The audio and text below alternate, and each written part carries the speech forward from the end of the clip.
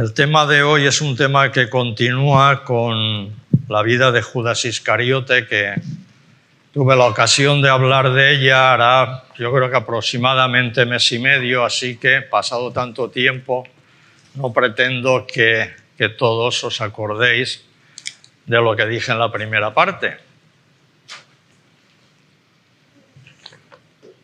Pero quizá muchos os acordéis, y si no, para los que estamos aquí y para los que nos estáis viendo por YouTube, intentaré hacer un muy breve resumen.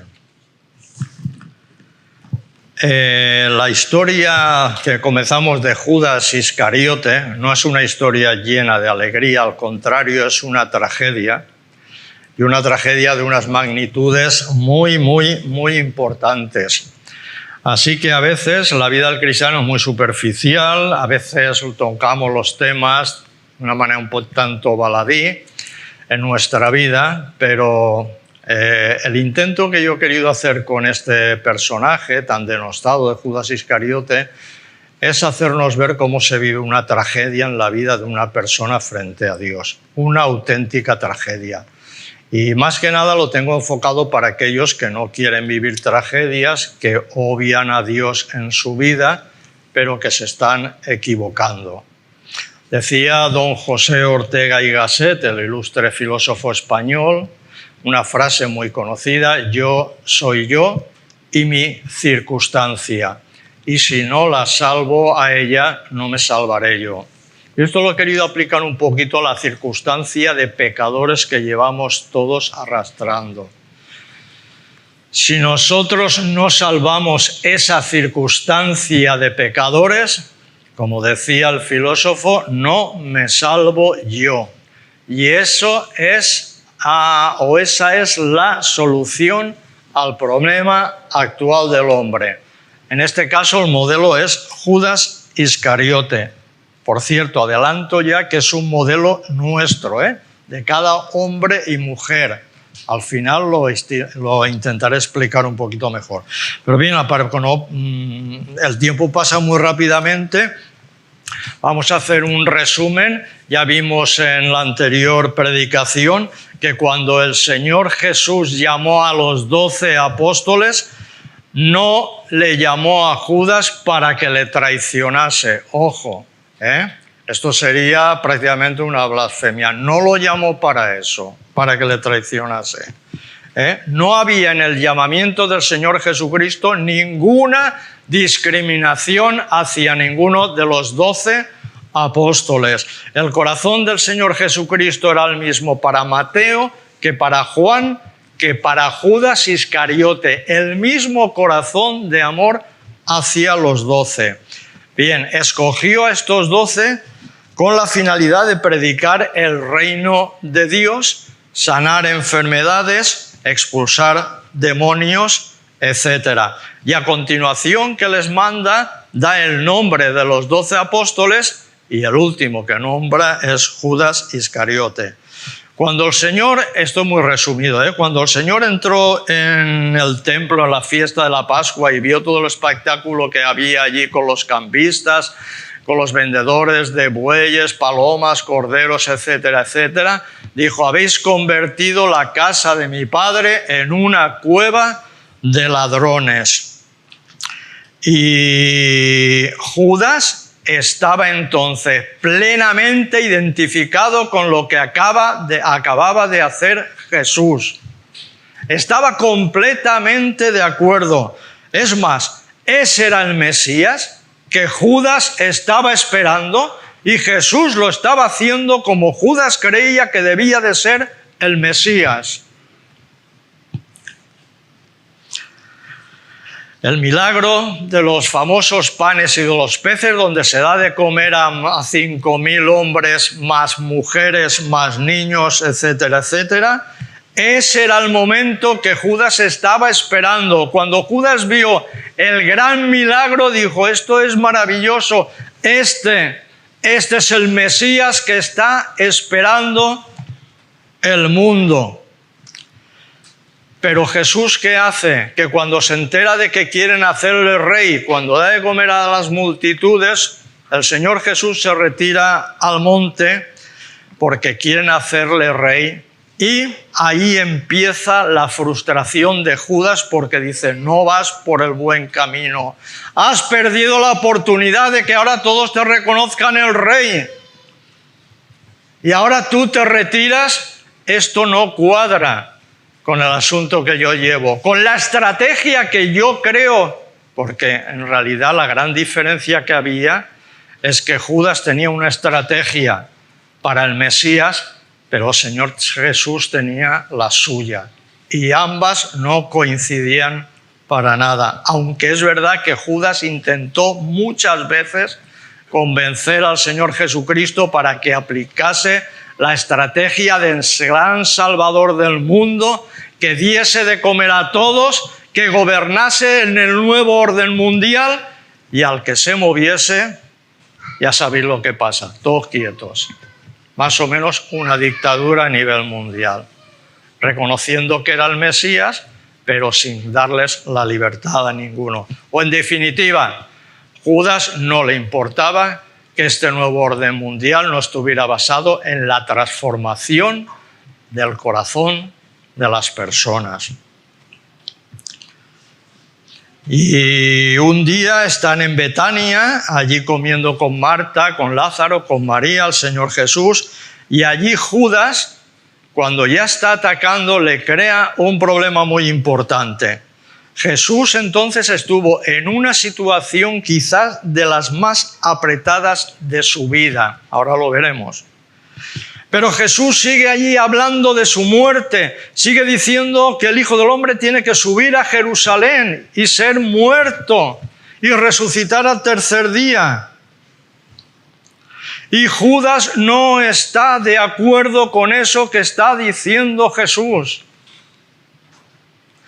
Porque si Jesús muere, toda la visión que él tiene de este mundo se viene abajo. ¿Cómo van a cambiar las cosas si el líder, si el hombre que tiene el poder, si el hombre que tiene las capacidades para hacerlo muere y entrega su vida? ¿Qué cambio va a haber?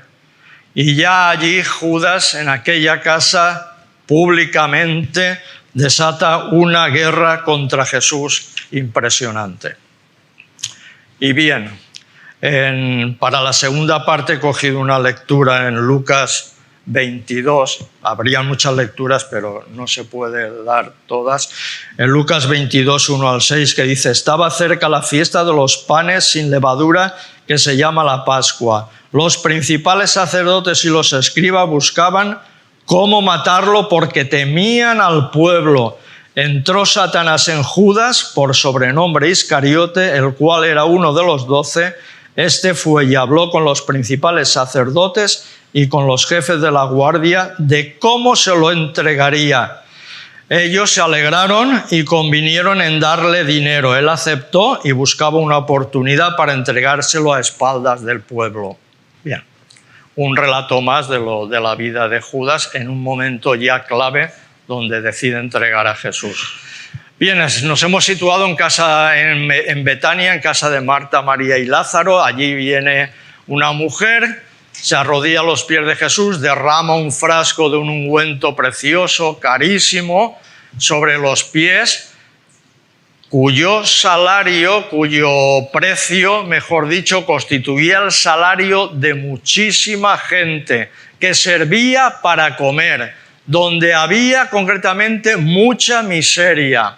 Y aquello claramente parecía un despilfarro, porque el dinero que valía aquello era caro, de tal manera que Judas aprovecha ya la ocasión, como está rodeado de los apóstoles, de los pobres y del pueblo que venía a verle, hace una pregunta claramente con muy mala intención y dice: ¿por qué no se vendió esto por 300 denarios y se dio a los pobres?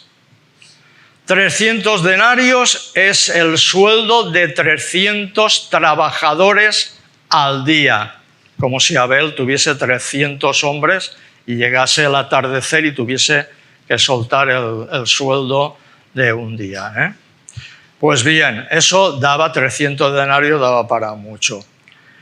Y los pobres, como digo, también estaban allí. Pero no Judas, los 11 también estaban allí oyéndolo. ¿Cómo podía salir Jesús de aquella situación en que Judas le había hecho esta pregunta tan incómoda? ¿Tenía Judas autoridad moral para decirle eso a Jesús? ¿Que ese perfume se tenía que haber vendido y repartido entre los pobres? ¿Tenía él autoridad moral? Cuando él ya era un ladrón dentro del grupo que estaba robando de la bolsa. No tenía autoridad moral Judas. Ese era su fracaso, que no podía decirlo aquello. No tenía autoridad para decir aquello. Pero eso no lo sabían los demás, que robaba de la bolsa. De tal manera que el Señor Jesucristo quiso que si lo probaran a él, no lo supieran los demás. Porque el amor del Señor Jesucristo, la delicadeza con que el Señor trató a este hombre fue impresionante.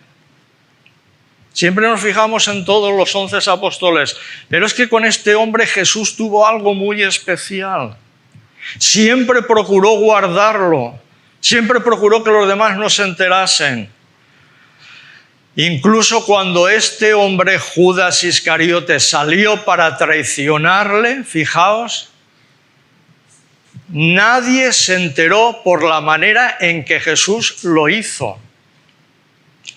¿Y qué podía responder el Señor Jesucristo ante la pregunta tan osada de Judas Iscariote acerca de ese perfume que se había derramado sobre los pies de Jesús?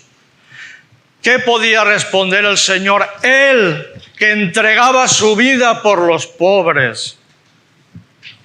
Y la respuesta es tremenda, dice el Señor: déjala para el día de mi sepultura, ha guardado esto, porque a los pobres siempre los tendréis con vosotros. Y ahí declara la divinidad del Señor Jesucristo, el amor de una mujer derramando ese perfume a sus pies y decretando que los pobres siempre estarían con ellos. De tal manera que ni Judas ni ningún sistema político en el mundo, sea de la facción que sea, ha conseguido que los pobres desaparezcan de este mundo. Y Judas no consiguió nada tampoco con aquella pregunta capciosa. Al contrario, muchos de los que le abandonaron a Jesús volvieron a él otra vez. Volvieron a él. Y los propios fariseos dijeron: así no vamos a lograr nada. Mirad cómo lo sigue todo el mundo. O dicho de otra manera, hay que cambiar de estrategia y lo mejor es matarlo, porque así no conseguimos nada. Y como consecuencia de esa situación que Judas ve ya un fracaso, Judas decide ya entregar a Jesús inmediatamente después de este hecho que ha sucedido. Él ve que el camino o la forma en que Jesús actúa no es la que tiene que ser, es que chocan los dos, y entonces decide entregarlo. Y quisiera hacer algunas consideraciones. Decide entregarle Judas porque ya es ladrón, porque roba de la bolsa, y él quiere obtener una ventaja de la muerte de Cristo, a ver si muere ya rápidamente y él se puede quedar con toda la bolsa, porque la muerte de Cristo él ya la ve inevitable. Pues a mí me parece que no es eso lo que quería hacer Judas. Porque Judas era un hombre muy inteligente. De hecho, era el administrador del grupo y después de Jesús el que más autoridad tenía en todo el grupo. Un hombre súper inteligente. Así que él tenía ambiciones enormes. posiblemente de dimensión mundial, como creo que he dicho antes, y veía en Jesús un hombre con la posibilidad de establecer un nuevo orden mundial, un reino mundial, en este mundo en el que ellos estaban viviendo. Y muy serias, él lo veía con posibilidades muy serias, pero Judas Iscariote estaba equivocado. Y Judas, el hombre de las grandes ambiciones, el hombre inteligente, que tenía autoridad sobre el grupo, el economista del grupo, el administrador del grupo, ¿creéis que va a entregar a Cristo por 30 piezas de plata? ¿Creemos eso? Es decir, por menos de 1.000 euros, el hombre tan inteligente que ha estado robando de la bolsa y que la maneja toda la economía, va a entregar a Jesús por menos de 1.000 euros. ¿Esa es la ambición de Judas? ¿Esa es toda la ambición que tiene? Pues vaya ambición. Pues no, no era eso.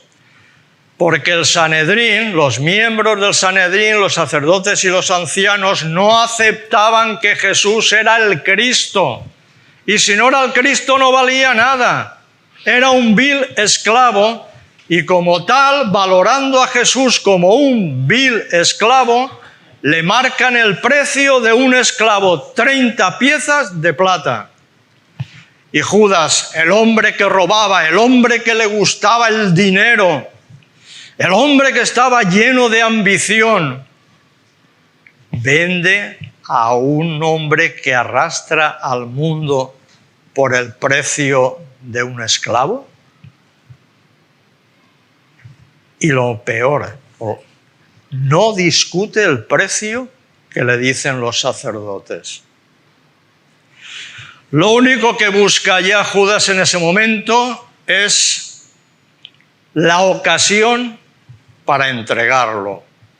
Espera Judas, otra pregunta importante, ¿espera Judas en su mente lo que ocurrió? Pensemos, ¿espera Judas en su mente lo que ocurrió? No. Y eso lo dice también la Escritura. Judas esperaba otra cosa de aquella entrega. Me voy a atrever a decir más. Judas esperaba que ante la entrega de Cristo él actuase como él quería que actuase, porque le había visto con poder, le había visto andar sobre las aguas, le había visto pasar entre los que querían apedrearle, le había visto hacer muchísimas cosas. Jamás Judas pensó que pudieran prender al Señor Jesucristo. Aquel hombre que había tenido el poder de Dios en sus manos, que había salido con el resto de los 11 a predicar el evangelio del reino y a sanar enfermos y a expulsar demonios. Qué terrible es eso, qué terrible es eso. Poder perderse y no obtener la salvación después de haber experimentado incluso el poder de Dios. Él no esperaba, Judas no esperaba el final que tuvo Jesús, porque él tenía otra visión diferente. Él estaba hasta el último momento esperando que aquello cambiaría de rumbo. Y esto debe darnos unas evidencias o una evidencia sobre las motivaciones de este hombre. ¿Qué es lo que quería este hombre? Dice Mateo 27, 3 y 4, entonces Judas, el que le había entregado, devolvió arrepentido las 30 piezas de plata a los principales sacerdotes y a los ancianos, diciendo, yo he entregado sangre inocente. Y allí hay un problema. Allí hay un problema. ¿Cómo es eso? Hubo una sorpresa para este hombre. Entonces Judas, viendo que era condenado, ¿qué pensaba? que no iba a ser condenado. ¿Qué sorpresa tuvo Judas ahí? Si era entregado a un juicio para que los hombres le absolvieran, ¿eso es lo que pensaba Judas? ¿Que en el juicio lo iban a absolver?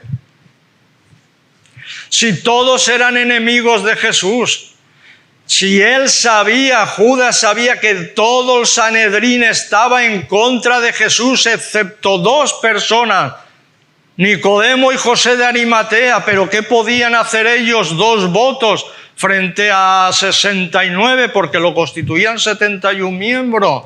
¿Qué podía hacer?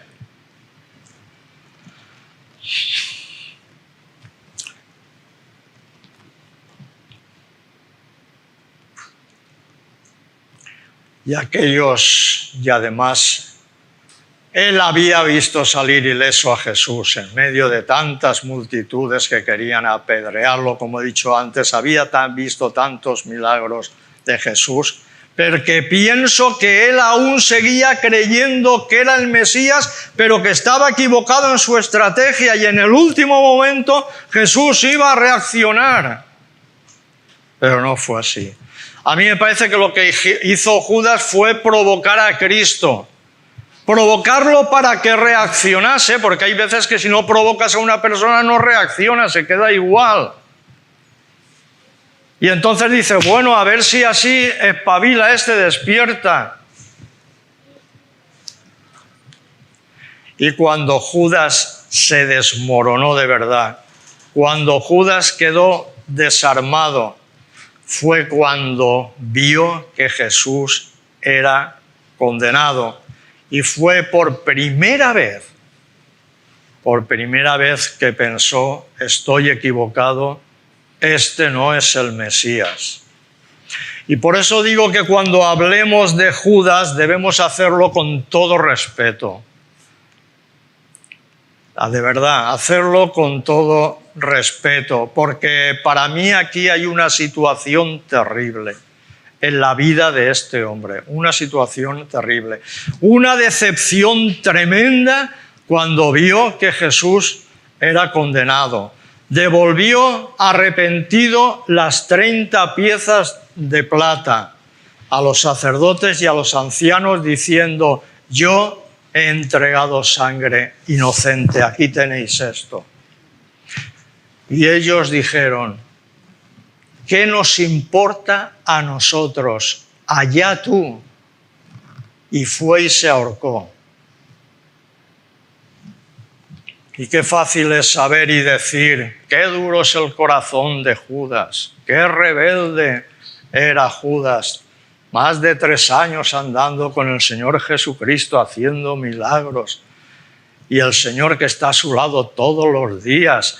Y que él está viendo que la estrategia de Jesús es otra, pero él piensa que por ahí no tiene que ir Jesús, que tiene que ir por el otro lado. Qué duro es el corazón del hombre. Fue incapaz, decimos, de pedir perdón a Cristo y va y se suicida, y con eso ¿qué cree? ¿Que lo resuelve todo con el suicidio? Qué fácil es decir eso. Sería mejor acercarnos a las Escrituras e investigar en la vida de Judas Iscariote junto a Jesús. E intentar comprender intentar comprender una tragedia tremenda en la vida de aquel hombre.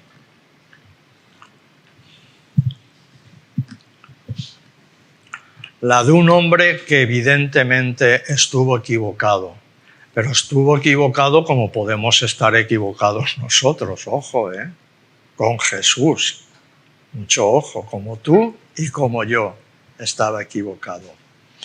Pero que no tomó la actitud de todo lo que se ha dicho de él, que se le ha denostado demasiado, no tomó.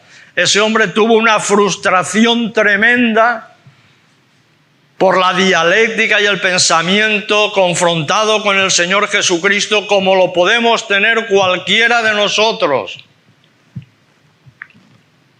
Se dice que Judas no se arrepintió, ¿verdad? Eso lo hemos oído muchas veces. Pero hemos visto que sí, que la Biblia dice que sí, que se arrepintió. Se dice que Judas tuvo remordimiento, pero una cosa es el remordimiento de conciencia y otra es el arrepentimiento. Aquí se dice claramente en el griego que Judas se arrepintió. Lo que no se dice es de qué. Y quizá esto debían de haberlo explicado mejor los comentaristas. En el Nuevo, el término que se emplea en el Nuevo Testamento, en las cartas paulinas para arrepentimiento, es el verbo griego metanoia. Y eso significa volver sobre sí mismo, pero no volverse a Dios. Y eso es lo que hizo Judas. Se volvió sobre sí mismo porque vio que su intento de obra de orden mundial no había salido bien. Y se arrepintió de su fracaso. ¿Cuántas veces yo fracaso y digo, me arrepiento de esto? Si lo hubiese hecho por aquí o por allá o de otra manera, debía de haberlo hecho, eso es el arrepentimiento. Debía haberlo hecho así o asá. Pero en el caso de Judas, él se arrepintió y se volvió sobre sí mismo y dijo, he fracasado. Pero no pidió perdón al Señor. Porque Judas no esperaba que Jesús no acabase con toda esa gente. No esperaba que Jesús no estableciese un reino a nivel de lo humano. Y nosotros íbamos a ser los grandes líderes, íbamos a solucionar todo a nivel de lo humano y sin regenerar ni transformar el corazón, simplemente por la implantación del poder de Dios para que todo el mundo lo viese. Y las personas sin regenerar y sin transformar el corazón. Y aquí hay un interrogante tremendo. Va a morir un hombre, un inocente, y no es culpable. Va a morir un inocente que no es culpable. Y Judas va y se quita la vida. Y ese es el asunto que tenemos a nivel humano. No querer ver las cosas. Y a veces el camino más corto es el suicidio.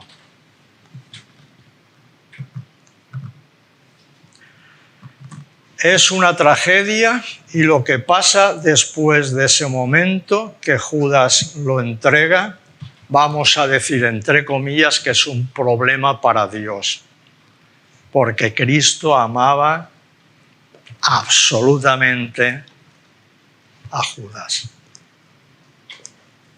En las Escrituras se apoya formalmente, como podemos ver, que este hombre se perdió. Que el mismo Señor Jesucristo dijo, el Hijo del Hombre es entregado, mas hay del hombre por quien el Hijo del Hombre es entregado, más le valiera a ese hombre no haber nacido. Eso es cierto, está aquí en la Biblia y que encarna al Hijo de perdición y a todos los que se pierden por no aceptar a Cristo. Pero eso no significa que a nivel de hombre, a nivel humano, hubo un problema muy grande a nivel afectivo en el corazón de Judas. Porque una cosa que no debemos olvidar es lo enamorado que Judas estaba del Señor. Judas quería absolutamente al Señor. De la misma manera que el Señor... No, de la misma manera no. El Señor le amaba infinitamente más a él. Hubo un problema muy grande, como digo, a nivel afectivo en el corazón de Judas. Porque dice, he pecado entregando sangre inocente. Él quería al Señor Jesucristo. Es como si ahora viera a Jesús como un hombre que no era como él pensaba, que él pensaba que iba a ser el Mesías, que no tenía el poder que él quería que tuviese el Señor, que lo había perdido, y Jesús no era su enemigo. Y eso Judas lo sabía, que Jesús no era su enemigo, que había él fracasado totalmente. Judas pudo salvarse, y esto parece una contradicción, pero no lo es. Judas pudo salvarse, y pudo salvarse porque a pesar de llegar tan lejos como llegó, Cristo le dio la oportunidad para salvarse. Judas pudo salvarse después incluso de haber entregado a Jesús. Yo ya sé que la Escritura tenía escrito que Judas sería el hijo de perdición y todo eso. Lo dice la Biblia y yo lo creo, lo acepto porque lo dice la revelación de Dios y así es. Y sé que Judas tenía que terminar como terminó. Pero también sé que el Señor le dio su oportunidad. Le dio la oportunidad a Judas de salvarse en serio. Y esto no es hipocresía. Jamás podemos dudar de que Cristo le hiciese esta propuesta a Judas, de que Cristo no quisiese a Judas y estuviese haciendo un paripé o un teatrillo, ni mucho menos. Yo sé que Judas se tenía que perder y todo lo que dice la Escritura y lo creo, pero que le dio la oportunidad a Jesús de salvarse en serio también lo sé.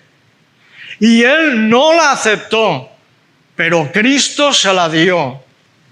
Y ahí no había ningún juego demagógico, créanme que no, sino una realidad, porque el Señor Jesucristo amaba a Judas y amaba a los que le estaban crucificando también. Eso no podemos olvidarlo. ¿Y por qué debería de salvarse Judas? Podemos pensar, o digo yo. ¿Por qué? Si ese día el capitán que dirigía la crucifixión del Señor Jesucristo para que le clavasen las manos, los pies, ese capitán que dirigía además las otras crucifixiones, ese día el capitán dio gloria a Dios y reconoció que aquel hombre que estaba crucificado era el Hijo de Dios. ¿Por qué Judas no?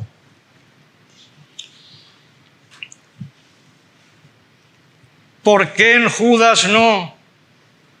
Los hombres que los crucificaron también, que estaban allí bajo soldados, algunos dieron gloria a Dios también y lo reconocieron como el Salvador y Señor de sus vidas. ¿Por qué si era tan grave lo que Judas había hecho?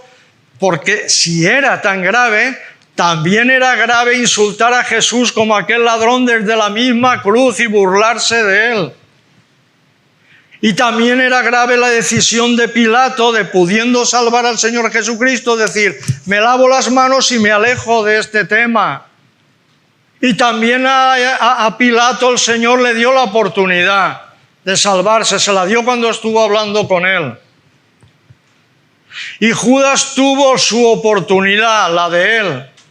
Y además con unas palabras que fueron exclusivas para Judas, exclusivas del Señor Jesucristo para Judas, muy serias, muy profundas, y se las dio 2 veces, no una, 2 veces, una antes de entregarle y otra después de entregarle. Cuando están cenando o van a cenar y el Señor lava los pies a los 12, y dice, el que no me deje lavarle los pies no tendrá parte conmigo en el reino de los cielos. Y no excluye a Judas, lava los pies a los 12. Y Jesús sabía todas las cosas en la dimensión de Hijo de Dios. Sabía que al que le estaba dando los pies le iba a entregar. Pero ese es el amor de Cristo en cada corazón de cada persona. Y lo va a intentar hasta el final. Y lavó los pies a Judas.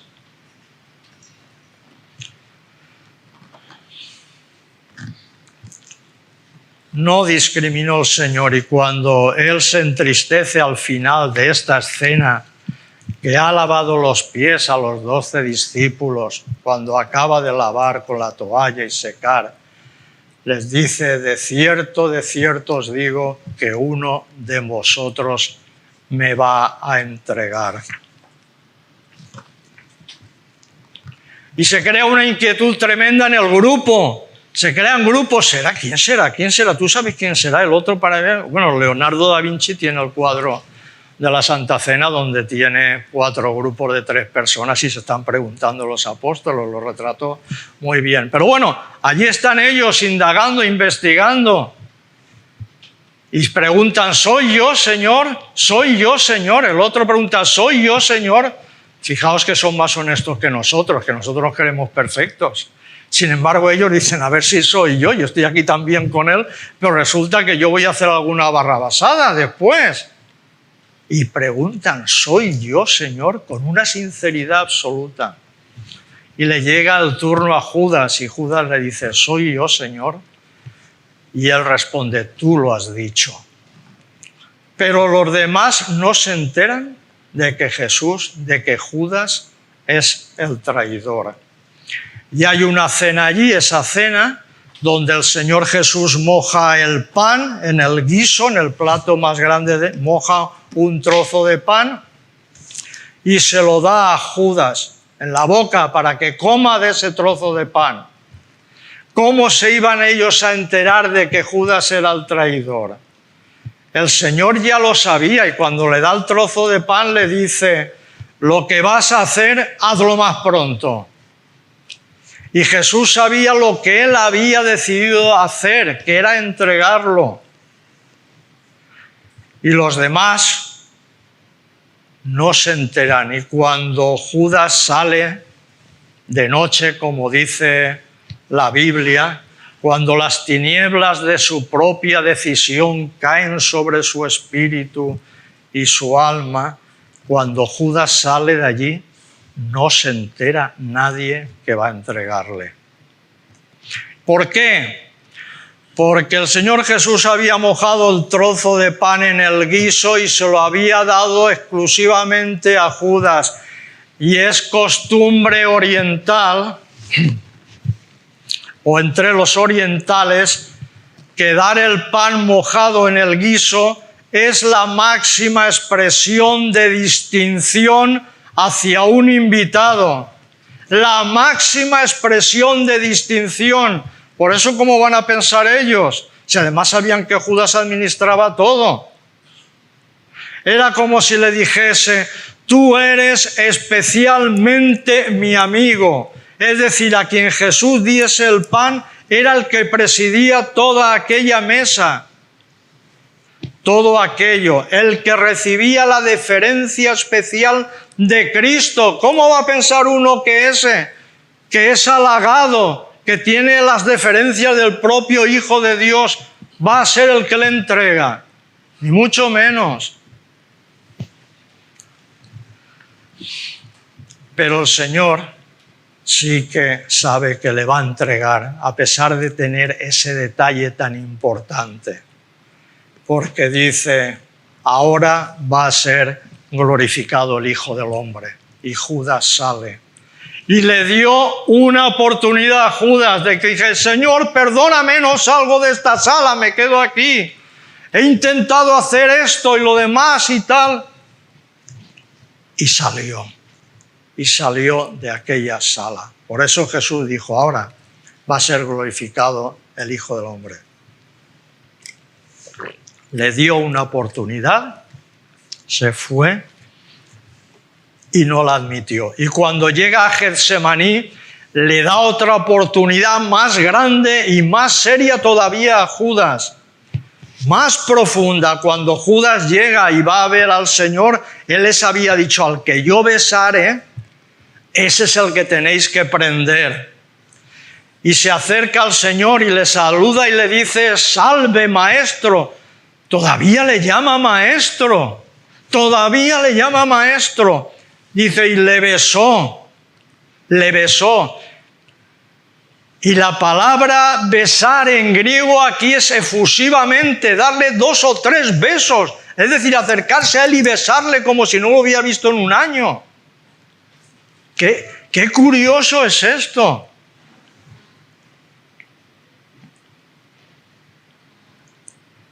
Y el Señor, cuando le besa efusivamente, le dice una cosa seria, profunda, impresionante, pero que es la última oportunidad de arrepentirse. Qué palabras tan magistrales, qué palabras tan cargadas de amor del Señor Jesucristo hacia Judas y desde luego hacia cada uno de nosotros.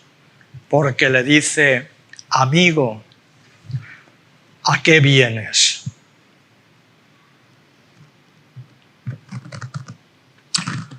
Y esa palabra amigo, tomada literalmente del griego, significa camarada y compañero.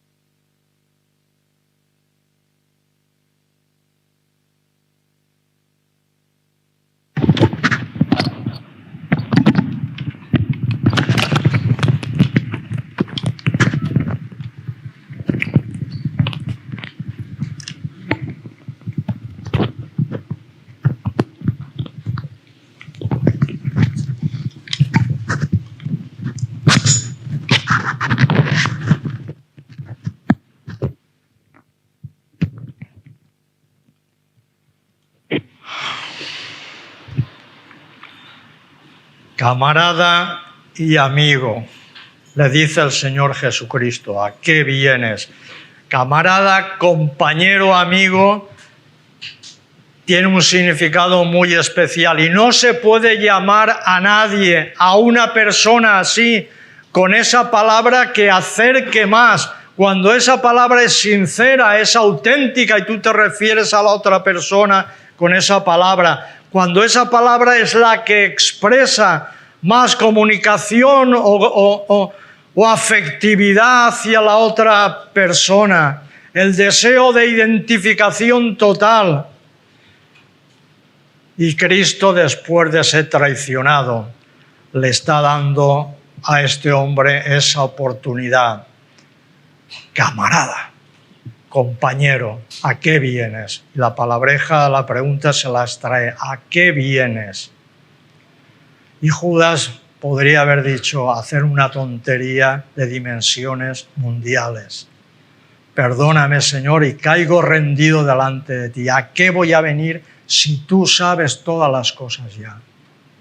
Pero no lo hace, amigo. Y le está diciendo el Señor a Judas, esto es una paráfrasis que invento, le está diciendo, Judas, me has traicionado, me has vendido, me has entregado, pero todavía eres mi amigo, mi camarada, mi compañero.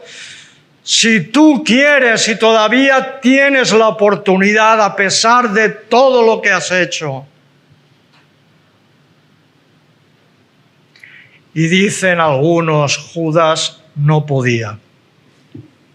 Yo no estoy de acuerdo. Judas no lo hizo, esa es otra cuestión. Pero la oportunidad Cristo sí que se la dio realmente. Y en el corazón de Judas ocurrieron cosas, muchas cosas muy importantes. Después ya vimos cómo es el final, que se ahorcó. Pero un hombre que vivió toda la vida con el Señor Jesucristo, en cuanto a su ministerio, que participó como predicador del Evangelio, que manejó el poder de Dios y que se perdió, pero no por falta de oportunidades. Y todos los que estamos aquí ahora en esta mañana y los que nos estáis viendo desde vuestras casas, tenemos la oportunidad de parte de Dios, nos está dando la oportunidad, como la tuvo Judas, a cada uno de nosotros. Nos la está dando ahora en este mismo momento. ¿Tenemos el mismo problema que Judas? ¿Queremos ir a hacer las cosas como creemos nosotros que las tenemos que hacer? ¿O como dice el Señor cuando nos invita a su lado para hacer las cosas? Alguien dirá, hombre, mi problema no es el mismo que Judas, ahí estás equivocado. Y yo, querido amigo, estás viendo que estás aquí, tengo que decirte o siento decirte que dudo que tu problema no sea el mismo que tenía Judas. El problema de Judas es el de tantos y tantos hombres y mujeres, seres humanos que se debaten dialécticamente con Dios, que cada día o cada X tiempo están diciéndole a Dios, no, hoy no, mañana soy joven, ahora me voy aquí, ahora esto, tengo una vida pendiente, Es lo mismo que decía Judas, hacerlo todo a mi manera. Eso era lo que decía Judas, a mi manera. Y tú me puedes decir hoy que no es el mismo, pero tienes el problema dialéctico con Dios. Cuando le estás diciendo que no, cuando le dices ya veremos lo que hago. Es un problema entre vosotros. Es un debate que existe existencial y ahí está, que no sé lo que puede durar. Y desde luego ni tú ni yo lo sabemos, porque el Señor te puede llevar o puede venir Él antes. Los argumentos que podemos tener para no aceptar a Cristo en nuestro corazón son muy similares a los argumentos de Judas. Una manera de realizar mi vida, no como Dios quiere. Una manera de cambiar mis cosas a mi manera, no como Dios quiere.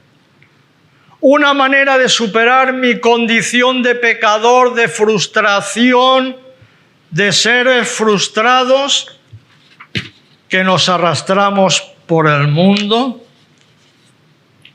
a mi manera.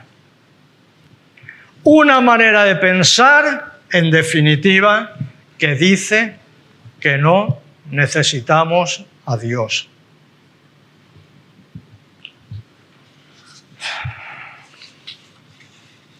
Yo pregunto, ¿no queremos que Cristo nos llame amigo, compañero y camarada?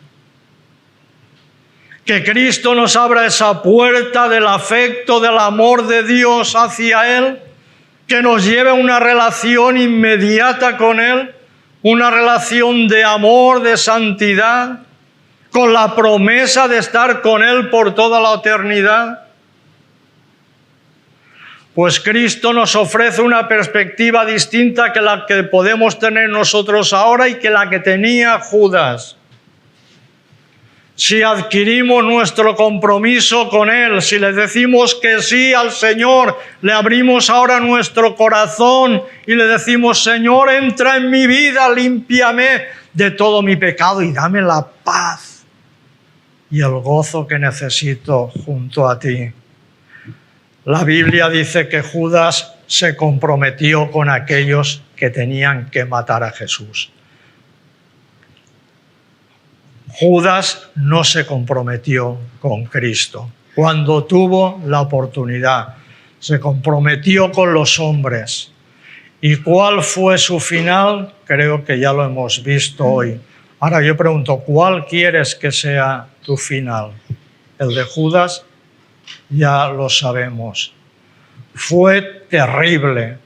Los hombres le dejaron en la más absoluta soledad, en una soledad espantosa. Y cuando llegó allí al templo dijo, he pecado entregando sangre inocente, le dijeron, allá tú. Y ahí estás solo con tu problema. y les tiró las monedas allí en el templo y se quedó totalmente solo. El mundo le había ofrecido mucho y ahora que había traicionado al Maestro estaba absolutamente solo. Y así es la historia de cada uno de nosotros, por lo menos la historia mía fue así, creo que la de todos los que hemos aceptado al Señor Jesucristo, que nos encontrábamos solos, que el mundo nos ofrecía y nos ofrece mucho, que tiene las luces encendidas, los oropeles, los fluorescentes, las promesas laborales, las promesas de no sé qué. Y el mundo nos está ofreciendo y ofreciendo mientras que el Señor está dándome una oportunidad tras otra. Y cuando tengamos que partir de esta vida, el mundo probablemente nos dejará absolutamente solos con nuestro féretro y seguramente acompañados de algunos familiares y amigos. Y la lucha por la gloria de este mundo fue la lucha de Judas, que quería canalizar la lucha de Cristo conforme a sus intereses humanos. Y así no hay solución para los hombres, porque el sistema de Judas es el sistema que rige ahora en este mundo, a mi manera y a mi manera.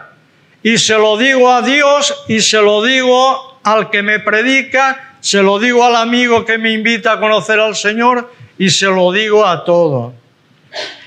Lo que no se piensa es que al final el mundo te deja solo y tú te quedas absolutamente solo, habiendo visto pasar todas las oportunidades que el Señor Jesucristo nos da.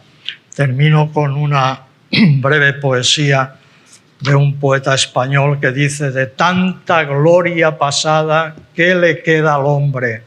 Nada, solo la tumba en que yace, y esa la tiene ganada sin gloria alguna pasada. Amén.